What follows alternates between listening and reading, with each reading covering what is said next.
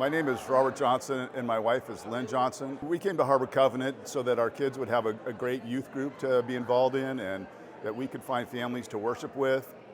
And we felt right at home. Our family was involved in teaching Sunday school, in helping with the grounds around the church, ushering, and we got to know families and our kids got to know their kids and we grew up together. We spent birthdays together.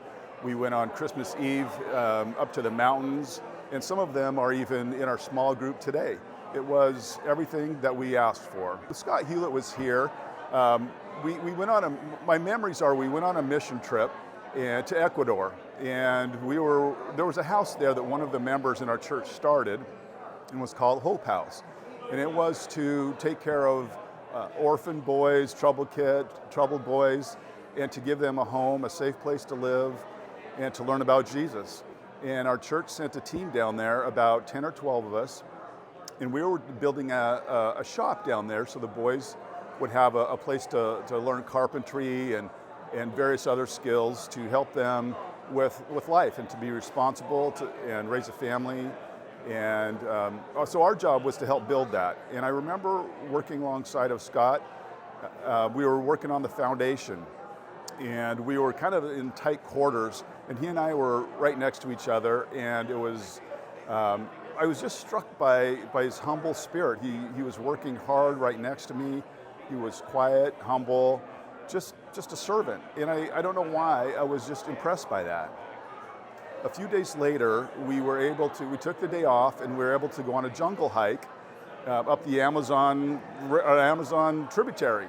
And we were hiking up this mountain, or this little river, and it was about 10, 15 feet wide, and we couldn't hike up on the land. We had to go up this stream river, and it was about knee deep in the vegetation was overhanging the stream, and it was like the movies. And we were going up, and our objective was to get to this pond, this large pond, pool of water, and look at the scenery. And so we were all excited about seeing that. And we got to the top, and sure enough, there's this pond, this pool of water, and a waterfall is coming into it, and it was incredible. And so a group went around the side of the lake up on top of this cliff, and I wasn't able to go. I'd hurt my back the day before, so I was unfortunately there just watching. And this group went around onto this cliff, and wouldn't you know, I mean, Scott was the first person, just jumped off the cliff into the water, and it was about 30 feet high. And he just, a smile on his face, and just plunged right into this big pool of water. Waterfalls in the background. We're in the jungle. It was incredible. I will always remember those times with Scott and working hard and jumping off that cliff into this pool of water in the Amazon jungle. With Scott, I knew him to be just a wonderful pastor, very gentle and wise, but at the same time, an adventurous person. He rode his bike a lot. Like I said, we were up in the jungles of South America in Ecuador.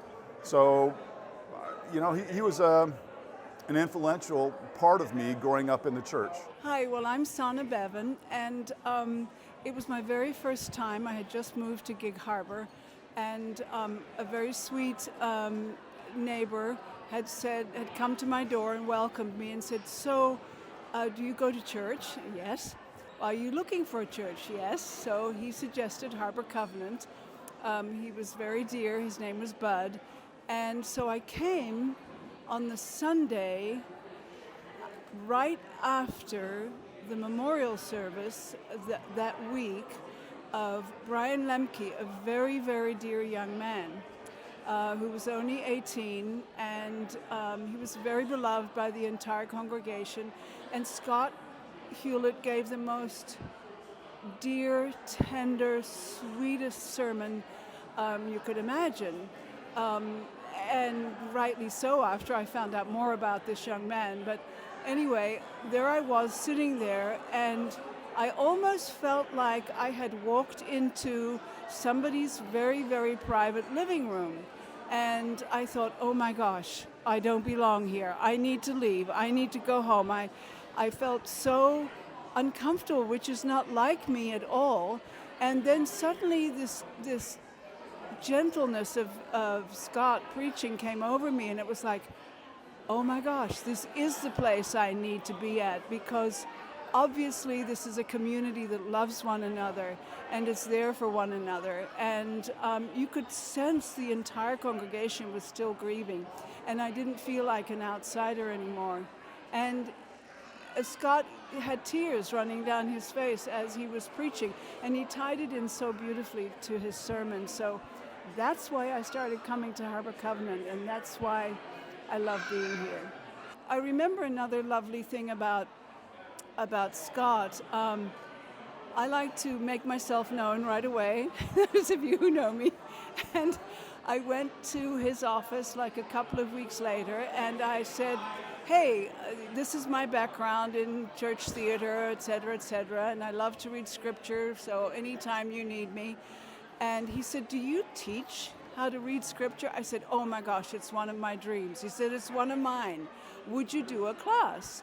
So Dick Hampton and I worked out a program, and we taught a class on how to read scripture, which is basically interpreting it, I don't want to say theatrically, but in a way that makes the words come more alive. And from that, Scott said, well, since you do have this experience, would you do a Taste of Christmas and write a play for it? And I said, of course. And so that's how my time started with Bonnie Hampton, who was at the time, we didn't have a music director at the time. We had music leaders, and we had a choir director, Wayne, and Scott was the kind of the lead musician in the program, in the what's the word I'm trying to come up with, in the band, and Bonnie sang and played, and we struck up a friendship, and together we created the story behind, or I did the story, and she the music behind that first play I did with what's it called? We said it once already. Aging hurts.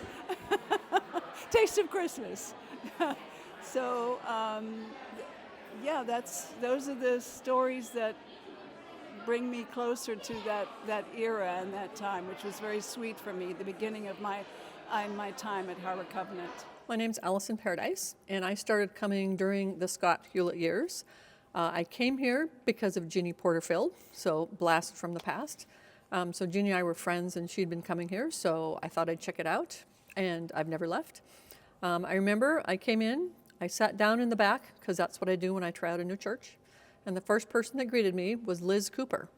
Don't know if you remember Liz, but she greeted me, got me connected with some other people, and not too long into it, sometime in the first year or two, we started a Sunday school class called Solo on Sunday, basically for women who were coming to church without their husbands, so their husbands weren't really churchgoers. And that's how I met Kim and Ann and Sherry and, oh my gosh, all these other amazing women that I'm still friends with. So that was a great connection for me. So worship, when I first got here, Paul Pugh was leading worship.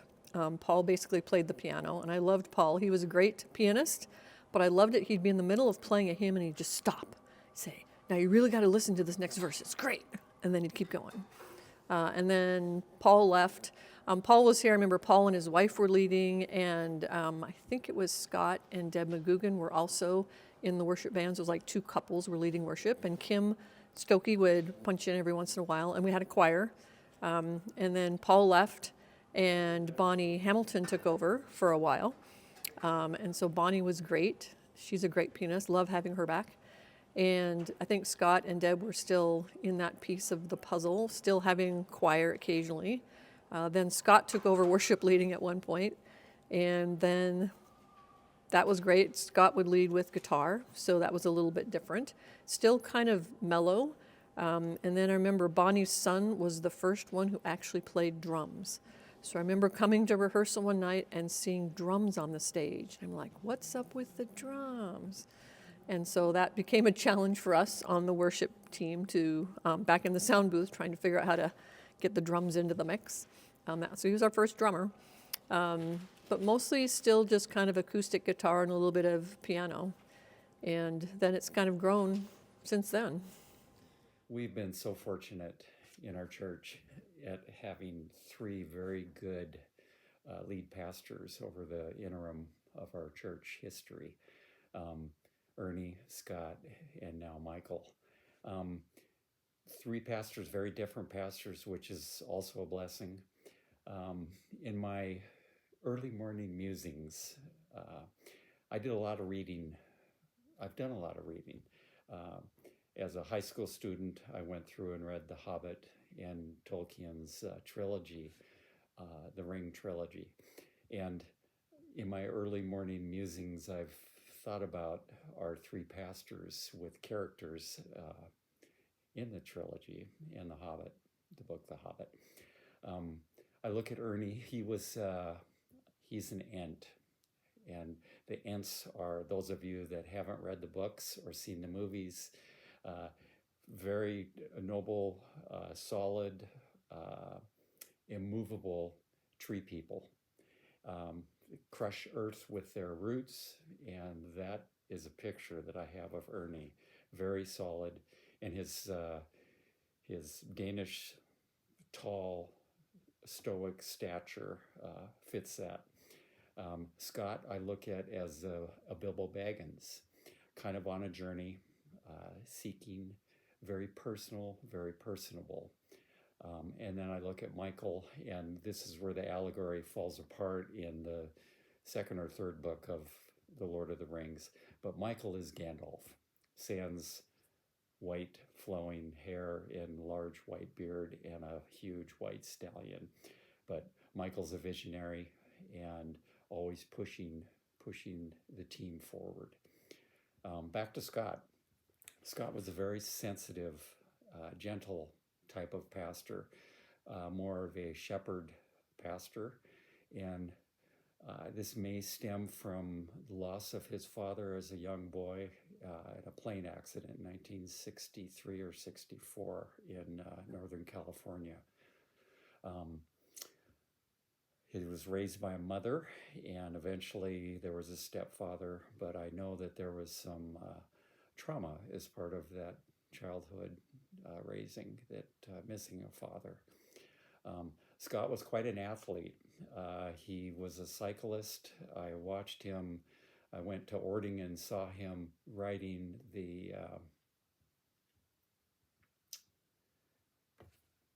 he was riding the Mount Rainier circumnavigation called the Ramrod, and very good athlete, very excellent cyclist. Any of you that knew him personally knew that.